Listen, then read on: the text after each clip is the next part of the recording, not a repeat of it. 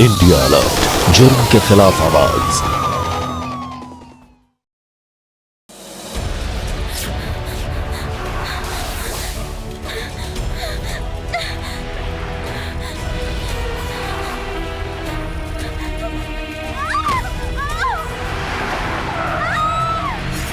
आज के दौर में जहां हर केहू अपन सुरक्षा के लेके हमेशा सतर्क रहेला, वहीं आखिर काहे ई लड़की आधा रात के अकेले ही सुनसान रास्ता पे बदहवास से भागत रहे। लड़की के ऐसन भागल और पीछे से आवत उ गाड़ी के ओकरा और बढ़त केहू के भी होश उड़ा सकत रहे। जौन डर उ लड़की के आंख में रहे ओकरा देख के केहू के भी दिल दह सकत रहे। लेकिन सवाल ई रहे कि आखिर लड़की केकरा से बच के भागत रहे और केहू काहे ओकरा मारे चाहत रहे।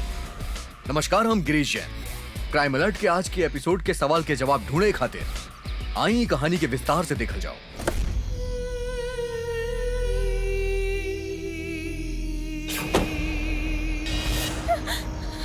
स्नेहा, स्नेहा, दोस्त, तू ठीक तो बाड़ू ना? और कहाँ भागल जात रहलू तू? पता बा सब लोग कितना परेशान हो गए रहलन घर पे। चला घर पे।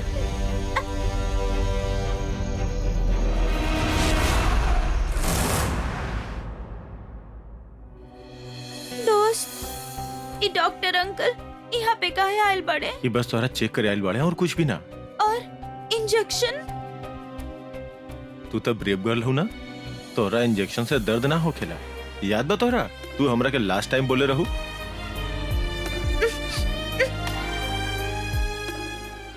देख लू, दर्द ना भइल ना?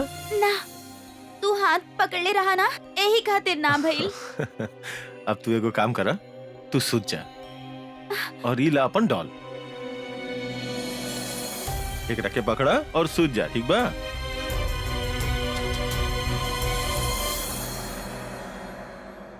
डॉक्टर, दीदी ठीक तो हो जाई ना? देखा मैताली, हम पहले भी कह चुकल बानी कि नेहा के दिमागी हालत दिन पे दिन बिगड़ल जा रहा बा। अगर ऐसे ही चलत रही तो ओकरा मेंटल हॉस्पिटल भेजे के पड़ी। ना डॉक्टर साहब, हम स्नेहा के कहीं ना जाए देव। कोनो न कोनो इलाज तो जरूर होगी ना। लेकिन दीपक की बीमारी पैदाशी बा, तबीयत बिगड़ल जा रहा बा। अब फैसला आपके हाथ में। दीपक, का सोच रहल बड़ा? जैसन डॉक्टर कहले बाड़े वैसन करा। ये सब का बोल रहा बाड़ू माँ? हम तारा के पहले भी कहले रही कि ऐसन गलती मत करा, लेकिन तू हमारे एगो ना सुनला, सिर्फ अपन मर्जी चलेला। अब देख लेला ना नतीजा। हम अपन खानदान के पागल के खानदान ना कहलवावे चाहिला, समझ गईला? बस करा माँ, और ओकरा पागल कहल बंद करा। पागल नहीं क्यों? वो हमारी बीवी है और एक घर के बहू। बहू? अरे कैसन बहू? हमार तो सिर्फ एक एगो बहू बिया, मिताली। भैया, माँ सही कह रहल बाड़ी। शुक्र मनाई ई बात के ज्यादा केहू के पता ना चलल, ना तो हमनी के सब केहू जेल में चक्की पिसत रहती।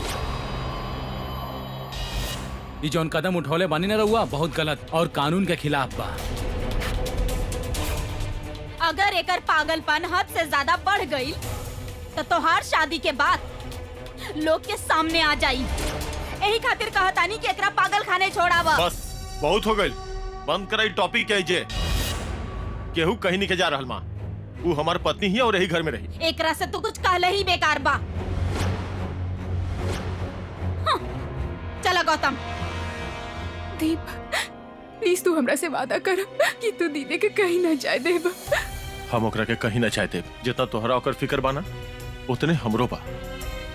वो हमारी बीवी ही और यही घर में रही।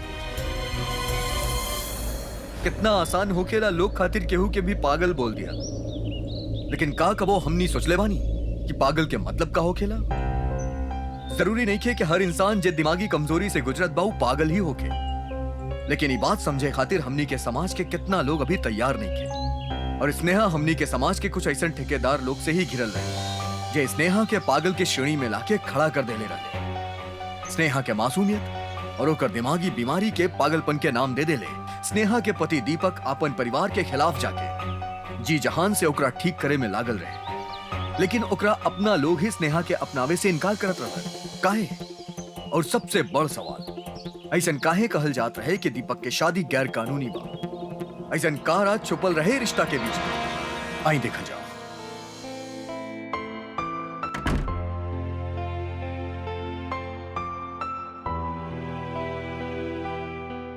भूख लगल बा?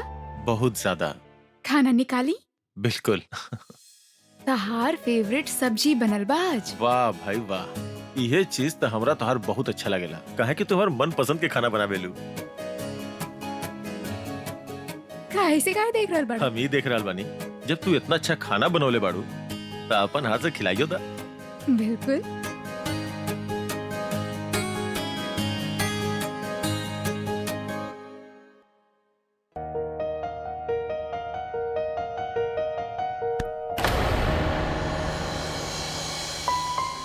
अरे दीदी तू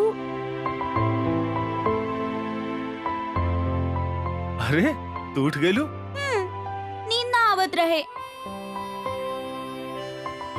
मिताली, हम अपन दोस्त के खिला दी। हाँ खिलावा। तू ही डॉल पकड़ा।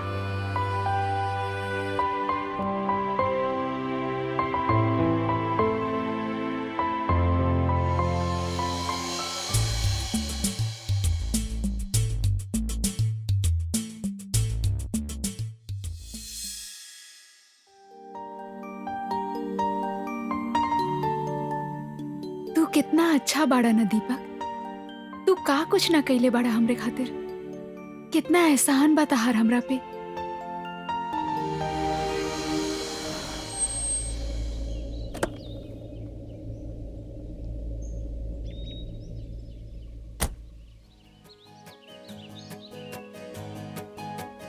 थैंक यू सर लिफ्ट देवे खातिर। You are most welcome.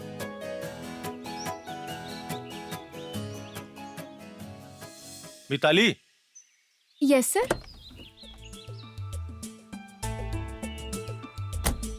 ओ बाप, बहुत दिन से तोरा से कुछ बात करके रहे। जी सर कहीं ना।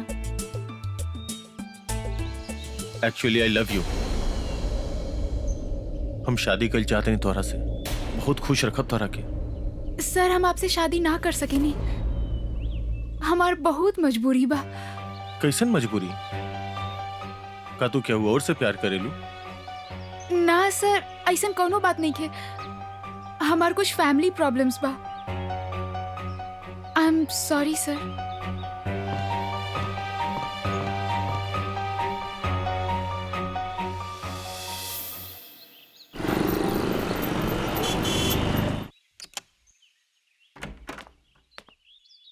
सर रउआ इहे बियाऊ। अब एजे खड़ा रही कि अंदर भी बुलाइबू? अरे ना ना रउआ आई ना, प्लीज अंदर आई।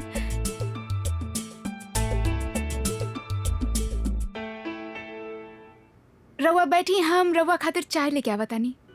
ना बेटा कुछ ना चाहिए। आवा आवा हमरे पास बैठा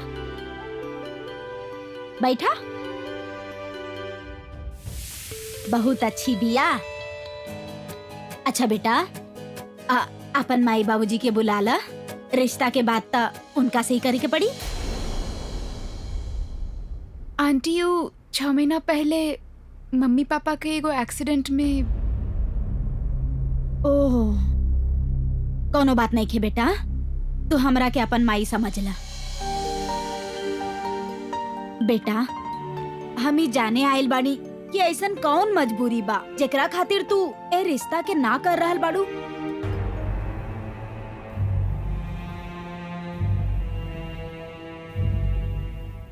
फ्रॉगी फ्रॉगी फ्रॉगी।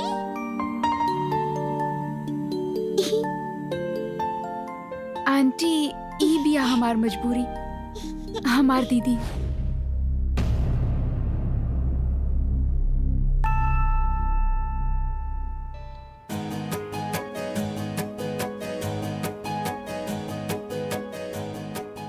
का नाम है तोहर? स्नेहा। और तू? हम तोहर दोस्त। और तोहर दोस्त के तरफ से तोहरा के पहला गिफ्ट हमने के दोस्ती खातिर। ली। अरे हाँ लेला ला लेला। ला दीदी ला। स्नेहा, हम मिताली से बहुत प्यार करीले और इनकरा से शादी कर चाहतनी और इनका के अपन घरे ले जाल चाहतनी। अब और हमरा के? अब हम तोरा के अपन दोस्त बोलिए देले बानी, तो तोरो के अपन साथे घरे लेके जाई, ठीक बा? हाँ। शादी के बाद स्नेहा हमनी के साथे हमनी के घर पे रही और हम इनकर अच्छा से अच्छा डॉक्टर के पास में इलाज करवाई। और हमारा पूरा उम्मीद बा कि ये एकदम ठीक हो जाएंगे। काहे माँ, सही कहनी ना? हाँ बेटा, बिल्कुल सही कहला। ना, हमके केहू के एहसान ना चाहिए।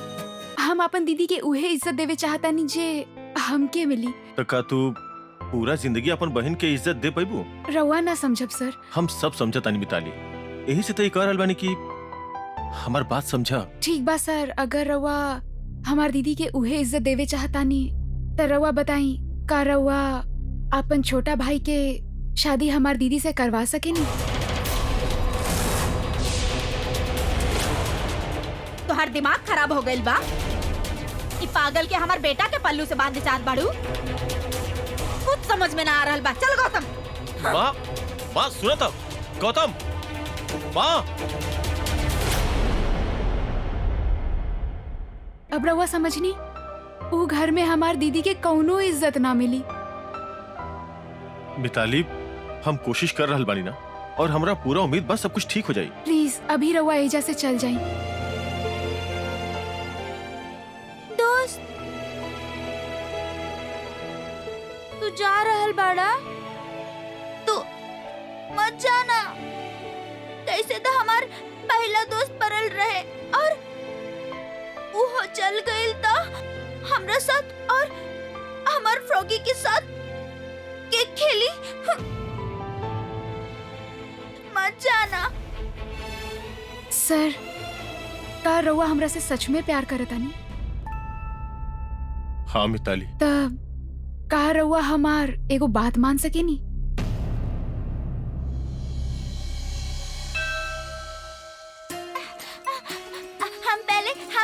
हम पहले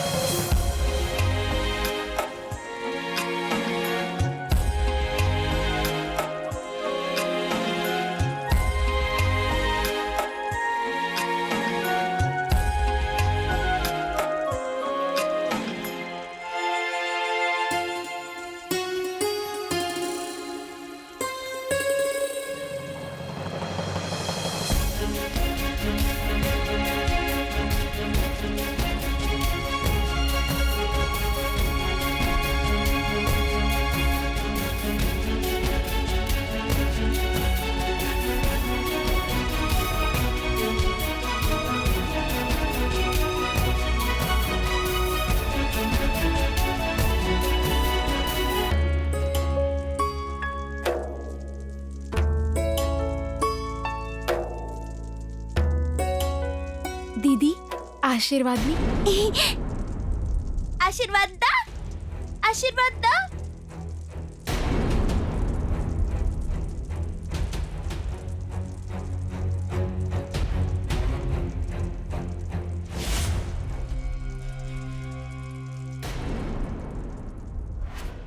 एके मंडप में भइल दूगो लड़कियन के शादी, दूगो दुल्हन, बाकी दूल्हा एक।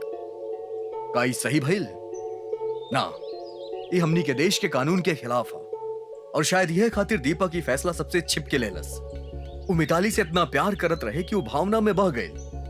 वो ही भूल गए कि जौना समाज में हमनी रहीला ओकर कुछ कायदा कानून बा। वो मर्यादा के हमनी पार ना कर सकेली। दीपक खातिर खाली एगो ही फैसला ना रहे, बल्कि ओकर प्यार के पावे के तरीका रहे। लेकिन ओकरा ई बात के अंदाजा ना रहे कि ओकर लिहल गई एगो फैसला से एगो बहुत बड़ मुसीबत ओकर जिंदगी में दस्तक देवे वाला रहे। दीदी, दीदी सुनी तो हमार बात। दीदी, ई भी नकली दीदी। हे भगवान, फिर पगला गई बिया। दीदी मत करी, प्लीज मत करी। हम लाके देव आपके कहा जाई बताई, हम आपके लाके दे। पागल हो गई बिया। अरे का हो गई? पता ना दीपक, देखो ना का कर रहल बिया। माँ शांत करके बोला ओकरा के। दीदी, ना एक मत तोड़िया। ना ना ना, स्नेहा भाभी ना। जाइए यहाँ से, हमरा के अकेला छोड़ दो। ये हमार प्यारा फूलदान है। पागल पागल हो गई बियाई। माँ। दीदी, पागल तू ठीक बाड़ू ना? पास मत आवा, हम मार दे। हमरा से बात करा ना दीदी, तू ठीक बाड़ू ना? मिताली संभाल के। मिताली भाभी पास मत जाओ करा। दीदी दीदी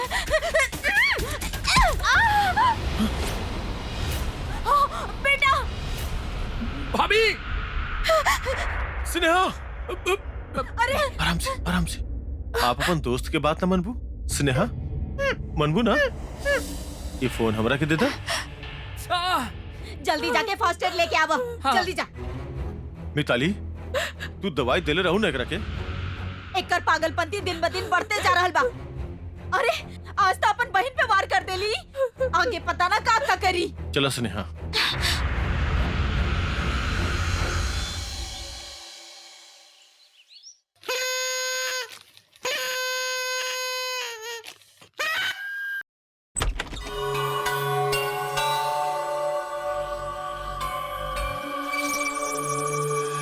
हेलो दोस्त, कहाँ बड़ा? घर आ जाना। देखो ना, डॉल हमरा से बात ना करल बिया। ओकरा से बात करा।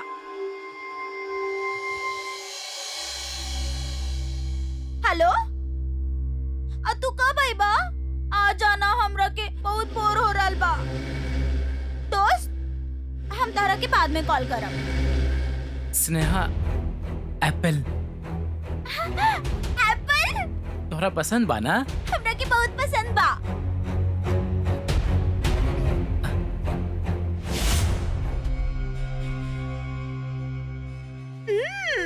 अच्छा बा। अच्छा बा ना?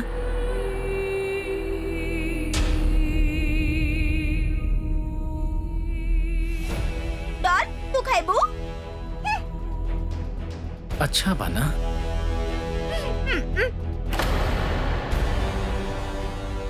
अच्छा लागत बा ना? और खाइबू?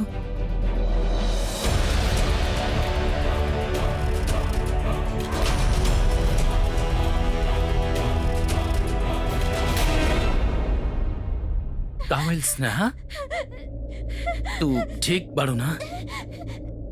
जा यहाँ से। तू काहे तू बहुत गंदा बड़ा। जा। काहे स्नेहा? स्नेहा, उसे लग गई स्नेहा। स्नेहा छोड़ा ओकरा के। मम्मी, मम्मी, तू बहुत गंदा बड़ा। हम दोस्त के बोल दे। मम्मी, बेटा, का भइल? चाकू से मारती है। ई का कर रहल बिया? दीदी दीदी का कर रहल बाड़ू? तू सब बहुत बुरा बड़ा। जा यहाँ से। जा। तोहार इतना हिम्मत, तू हमार बेटा के चाकू से मरबू? अभी हम तोहरा के बतावत हई। अब ना मम्मी जी, रुकी। दीदी चाकू फेंक दी, फेंक दी चाकू, प्लीज दीदी। ना, दीदी फेंक दी, दीदी प्लीज। बहुत हो चुकल बा। हम मार दे। बहुत हो गई तोहार नाटक। एक बेटा के तो छीन ही चुकल बाड़ू, दोसर बेटा के भी हमरा से दूर करे चाहेलू। हेलो दीपक, तू जल्दी से घर आ जा, एजा बहुत प्रॉब्लम हो रहल बा। हम कहता ही चाकू हटावा। मम्मी,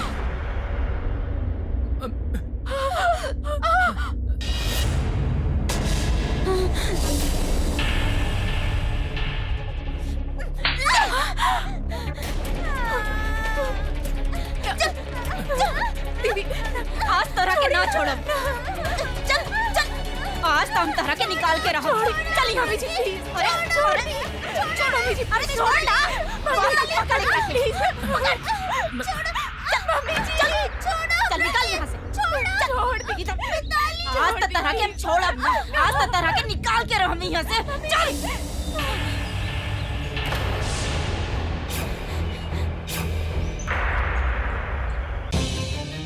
ठीक बाड़ू तू? दोस्त, ई लोग हमरा के परेशान कर रहल बाड़े। ये सब का हमा?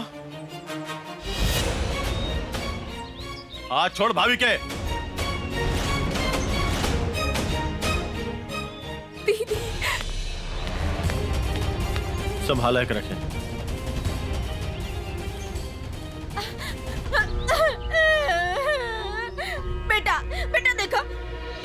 कि हमरा के चक्कू से मार ली। पहले गौतम के मारे चाहत रहे, जब हम ओकरा बचावे गईली तई हमरा ऊपर वार कर देली।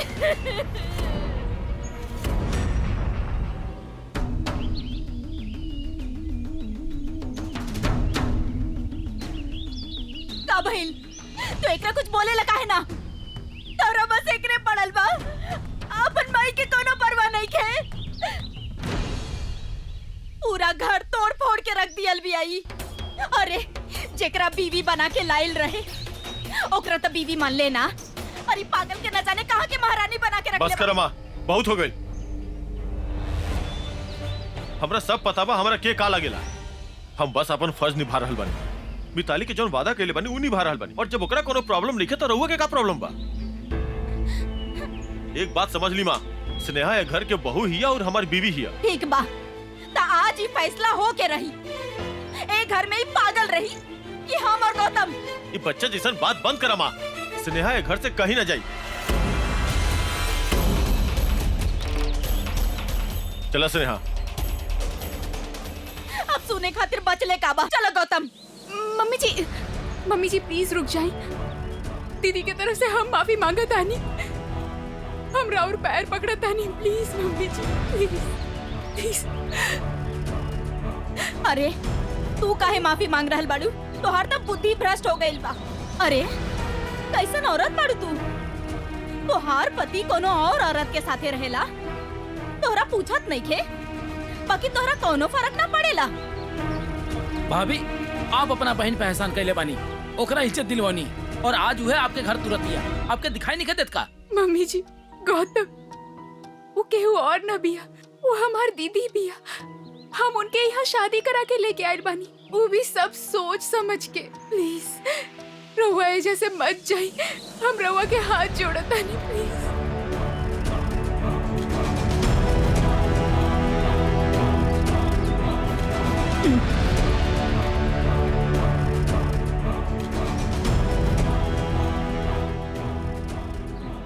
ई पागल के कुछ परमानेंट इंतजाम करे के पड़ी।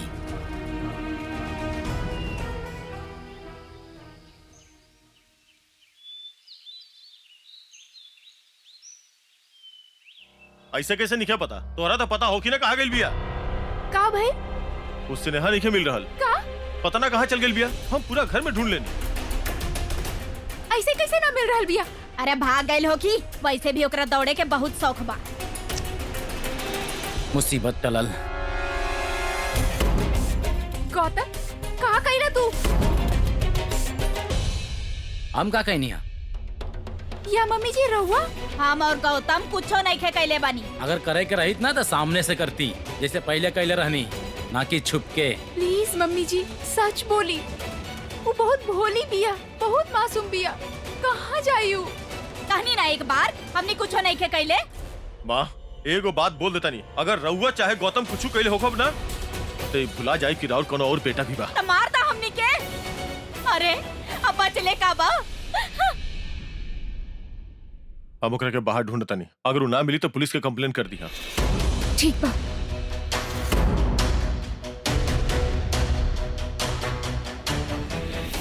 अरे पागल हो गई लड़का उ लड़की के पीछे।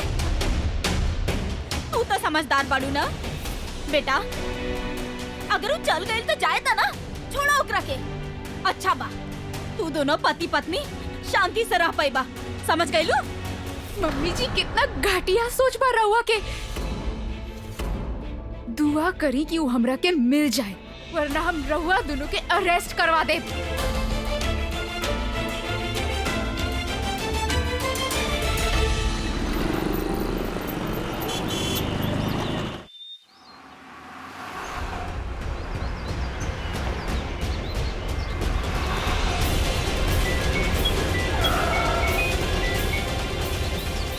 हाँ मिताली।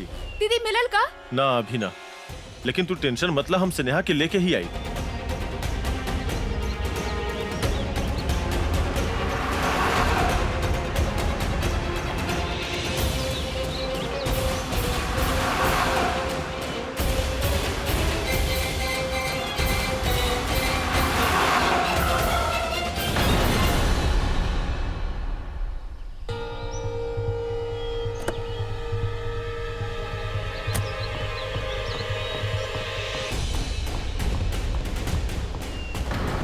स्नेहा, स्नेहा, का हो गइल तोरा? स्नेहा,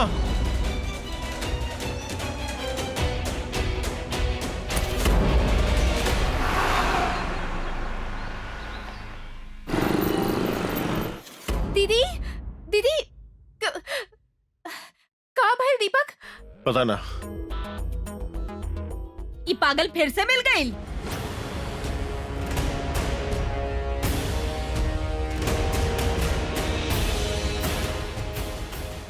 आई डॉक्टर साहब, बैठी। देखी पता ना का हो गइल एकरा।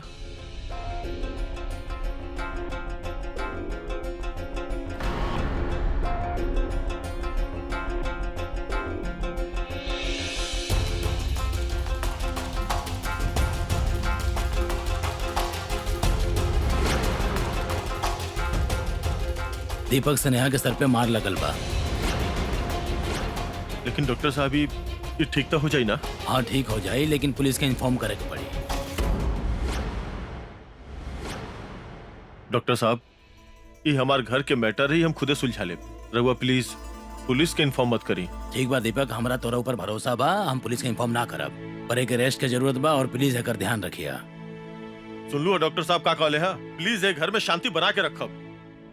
गौतम चला। दीपक ई दवाई हम ले आवतानी, तू दीदी के ध्यान रखा। हाँ, लेकिन तनी जल्दी। हाँ ठीक बा दीपक, हम निकलत बानी। ठीक बा सर, लेकिन कोनो घबराए के बात तो नहीं ना, है? कोनो घबराए के बात नहीं खे।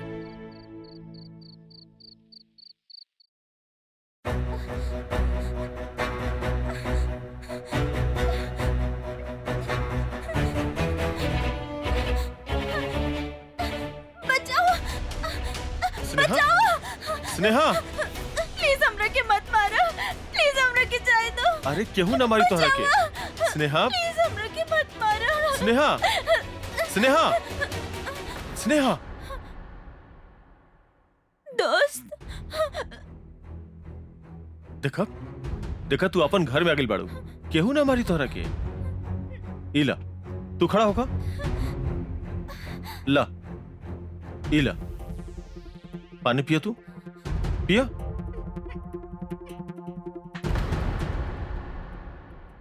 अच्छा हमरा के एगो बात बतावा, तू वहां कैसे पहुंच लू? और ये घर से बाहर काहे निकल लू? तू का भइल तोरा साथे? वो क्यों रहे जे हमार डॉल के लेके भाग गई, तो हम ओकर पीछे चल गईली। तब क्यों आके हमार सर पे मार देलस और हम गिर गईली। ओकर बाद हमरा कुछ याद नहीं के। दोस्त, वो तो ना रहे वहाँ पे। तू टेंशन मत ला, हम बानी ना तोरा साथे। हम बहुत डर गई रही। कहाँ चल गई रही तू? अरे हम एजे बानी कहीं नहीं की गई। दीपक का भइल दीदी के? मिताली, स्नेहा के जान के एक घर में खतरा बा। जे भी एकरा पे वार केले बा वही घर में बा। हमनी के ओकरा रंगल हाथ पकड़े के बा, काहे कि उ कबो ना माने कि उ स्नेहा के जान से मारल चाहत रहले। यानी मम्मी जी और गौतम? हाँ, ई जौन भइल बा उ आगे भी हो सकेला। हम स्नेहा के जिंदगी के खतरा में नहीं डाल सकत।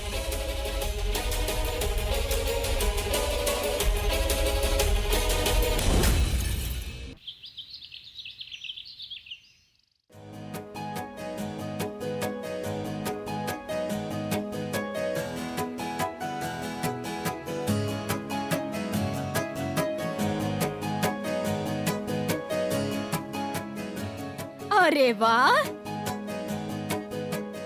केकरो नजर न लगे, कितना खूबसूरत जोड़ी लग रहा बिया।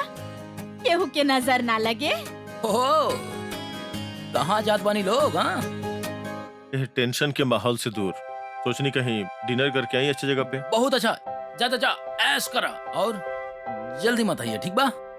अब बेटा, कहीं वो पागल के तना लेके जा रहा अपना साथ? ना माँ, वो सूत रहल बिया, ओकरा दवाई दे देले बानी और हमरा आवे से पहले उठी ना हो।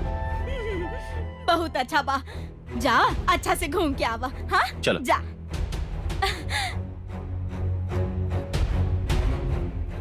भैया जल्दी मत आइया।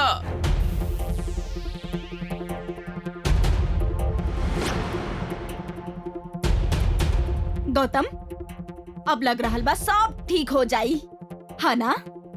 हाँ माँ, अब सब कुछ ठीक हो जाए।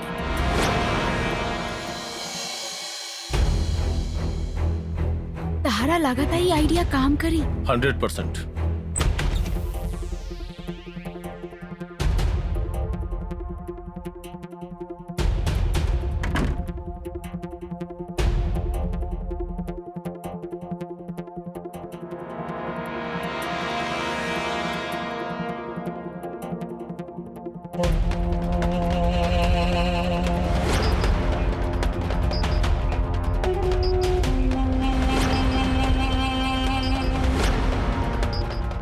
ऐसन सुतल सुतल मर काहे ना जाली? घर में कितना शांति बा।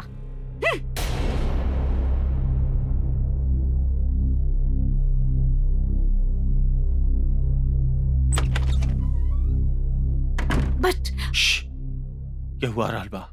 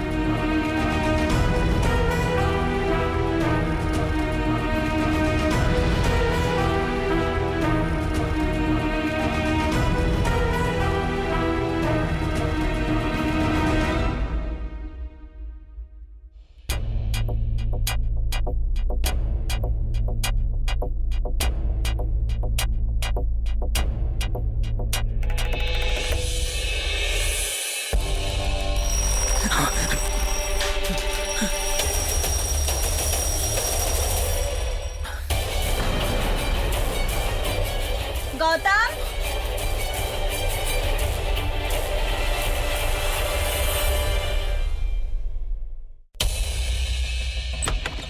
छी, हमार भाई, हमरा तो यकीन नहीं के हो रहल कि आपन ही भाभी पेकर इतना गंदा नजर बा। C for cat, D for दोस्त। अरे वाह, तोरा तो पूरा एबीसी आवेला। Very good. अब फटाफट से दवाई खा लाता। अरे ला, हमरा के अच्छा ना लगता। अरे ला ला ला ला, गुड गर्ल। ला पानी पीला। Very good, very good.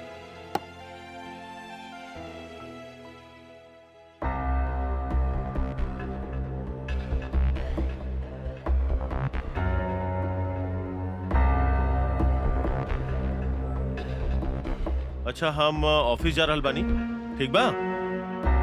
तो सांझ के जल्दी आ जाए, ओके? By by. मिताली, हाँ। ये दवाई स्नेहा के मत दिहा, काहे? जानलेवा हो सकेला, समझ लू? ठीक बा।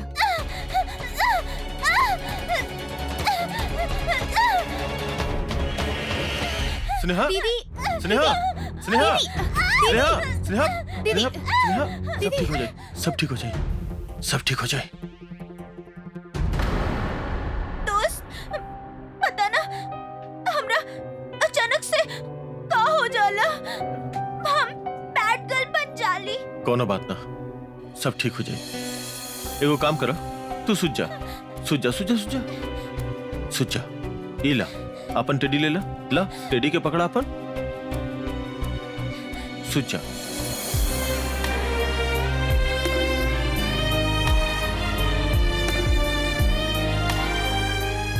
कुछ समझ में नहीं आ रहल, हम अपन हाथ से एकरा के दवाई देले रही। पता ना का हो जाला दीदी के।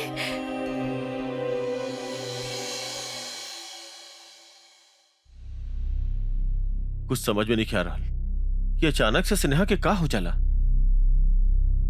अरे ई पागल कबो ठीक होवे वाला नहीं खे बिया। हम तो कहेली तू दोनों आपन रिश्ता के ख्याल रखा।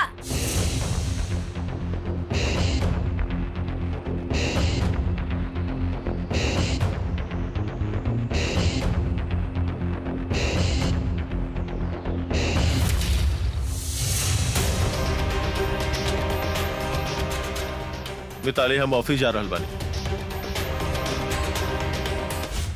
अरे हमके याद आयल, तू हमके रास्ता में जाते हुए छोड़ देबा, हमके मार्केट में कुछ काम बा। हाँ ठीक बा, चलो। माजी हम अभी आवतानी।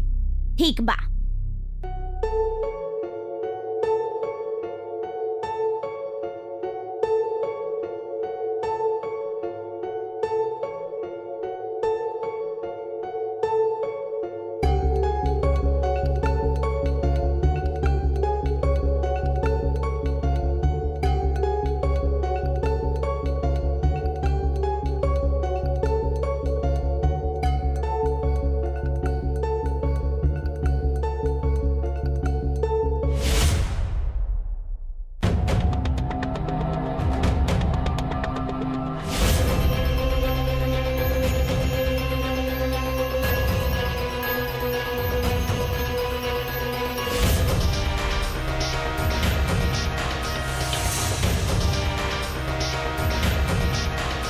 ये दवाई स्नेहा के मत दिहा, जानलेवा हो सकेला।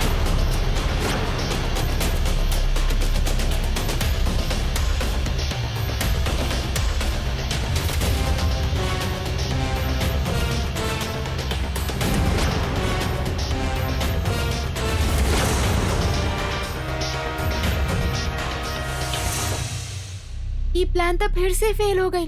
अब का करब?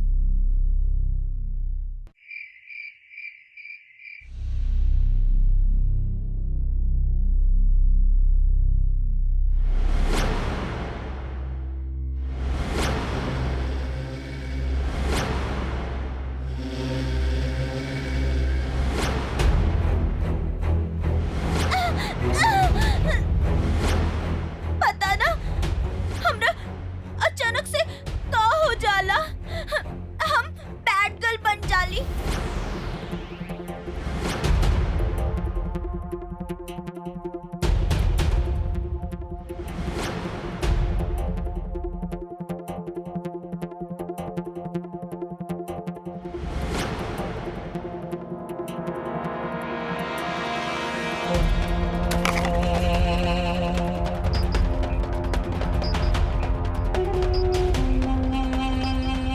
सबके सब दवाई डॉक्टर के लिखल दवाई से अलग बा, ऐसन कैसे?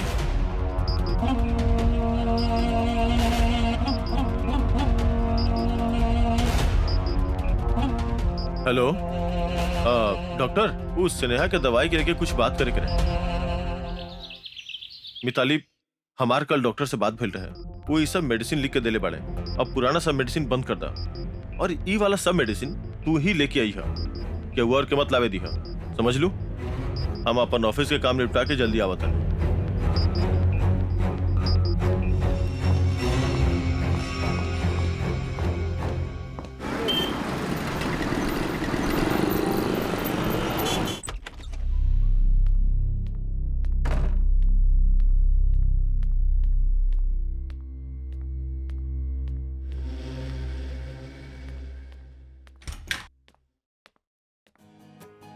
देखा डॉल, तोरा से मिले मिताली आइल बाड़ी। से हाय। दीदी का बात बा, आज रहुआ इतना खुश काहे बानी? Mitali, thank you. काहे? हमर लाइफ के इतना अच्छा बनावे खातिर, इतना प्यार देवे खातिर और सबसे अच्छा दोस्त देवे खातिर। मिताली, तारा पता बा कल दोस्त का कहले रहे?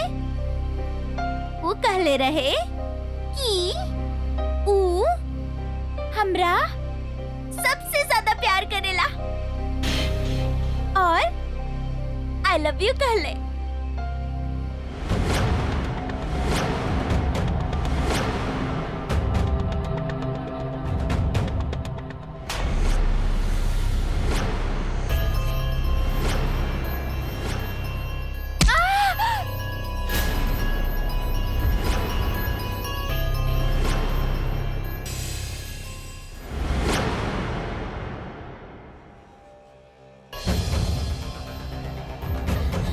पता बा दीदी, तारा तो एकरा से भी ज्यादा मिले के चाहिए, सबसे ज्यादा।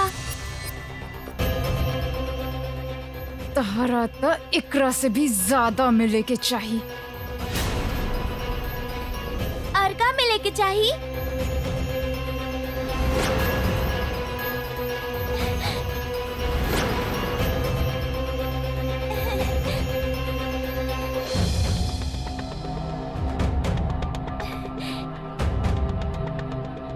उहे जे जिंदा रहे पे ना मिलेला। मम्मी पापा के जाए के बाद हम तहर कितना ध्यान रख ले पानी। शादी भी कराईनी, वो भी आपन पति से। और तू का कैलू? धोखा देलू हमरा। ना Mitali, I love you. And दोस्त दोस्त चाहिए ना तहरा के? दोस्त सुन सुन के ना हमार कान पक चुकल बा। दोस्त दोस्त दोस्त बोल के हमार पति हमरा से छीन ले लू। बस अब चुप, समझ लू? तहार दोस्त सिर्फ हमार पति बन के रही। दया माया सब खत्म। अब तू एजा से जाइबू और हमके हमार जिंदगी जिए दा। मिताली, ये सब का कर रहल बाड़ू? और कितना झूठ बोलबू तू? शर्म नहीं आवत तोरा? आपन बहन के साथे इतना घिनौना काम कर रहल बाड़ू? अच्छा भैल दीपक, तू आ गईला। अब देखा स्नेहा के का हो गइल बा। अब आज वो हमरा पे चक्कू से वार करत रहले। उ न डॉक्टर सही कहत रहले, हमनी के ना एकरा एसाइलम भेज देवे के चाहिए। पागल खाना एकरा के ना तोरा भेजे के जरूरत बा। और ये वो मेडिसिन है नहीं है जवन हम तोरा के बोले रहनी खरीदे खातिर।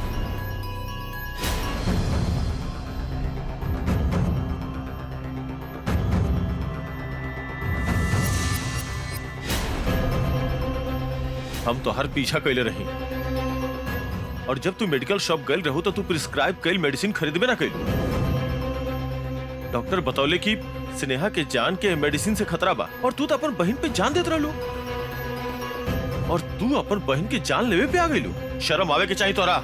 हाँ, कहीं नहीं, हम जले लगल रहनी हम ओकरा से।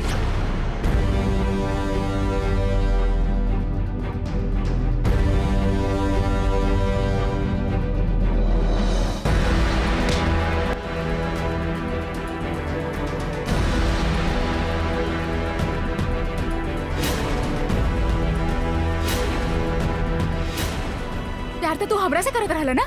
हाँ? तो फिर शादी के बाद सारा अटेंशन, सारा केयर हमार दीदी के ही काहे मिलल? एक बार भी तू हमरे बारे में ना सोचला। ऐसनो का चलन मिताली कि तू आपन बहन के जान लेवे पे उतारू हो गइलू। एक बात हमरा से बात क्लियर तो कर सकत रहू। शायद कोनो बात के सलूशन निकल आवत। इंस्पेक्टर साहब, ले जाइए एकरा के। एकर जगह घर में ना हो, जेल में बा। पकड़ ले के रखे।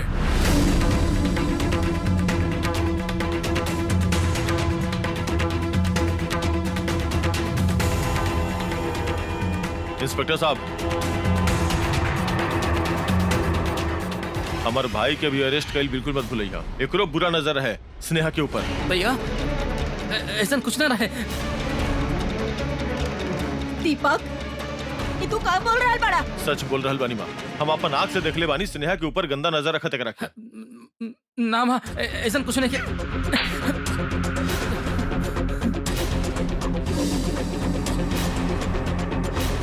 इंस्पेक्टर साहब, लेके जाइए एकरा के। ऐसा कुछ नहीं किया माँ।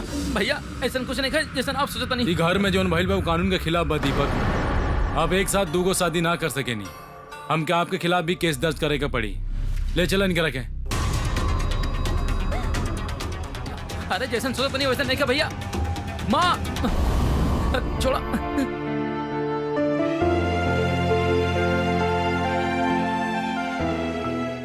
बहन के फर्ज निभावत निभावत उ प्यार कब जलन में बदल गई, मिताली के पता ही ना चला। मिताली के अपना साथ साथ स्नेहा और दीपक के शादी करावे के फैसला गलत रहे, और जब तक ओकरा ई बात के एहसास होके तब तक बहुत देर हो चुकल रहे। अगर मिताली भावना में बह के ना सोचले होके तो शायद आज के तस्वीर कुछ और ही होके। सब खुश होतन और मिताली के जेल ना जावे के पड़त। दूगो शादी कैल कानूनन अपराध हा। एकरा खातिर दीपक के सजा भइल। कुछ समय बाद वो मिताली से तलाक ले लेलस और स्नेहा के कानूनी तौर पे बीवी के दर्जा प्राप्त भइल। अब वो ओकर देखभाल में लग गइल बा और पहले के मुकाबला में अब ओकर तबियत में काफी अच्छा सुधार हो रहल बा। दोस्त लोग आपन लोग के ख्याल रखल और उनकरा बारे में सोचल गलत ना होखेला, लेकिन ओकरा खातिर सामाजिक मर्यादा के लांग दिहल जाने अनजाने जुर्म के बुलावा देवेला। ऐसे जरूरी बा कि हमनी जज्बात में बह के ना बल्कि होश में रह के अपनन के ख्याल रखी। यही के साथ हम गिरीश जैन क्राइम अलर्ट की एपिसोड में रउआ सभे से विदा लेत बानी। फिर मिलब एगो सच्चा घटना के साथे। तब तक be alert, be safe. Crime alert, जुर्म के खिलाफ आवाज।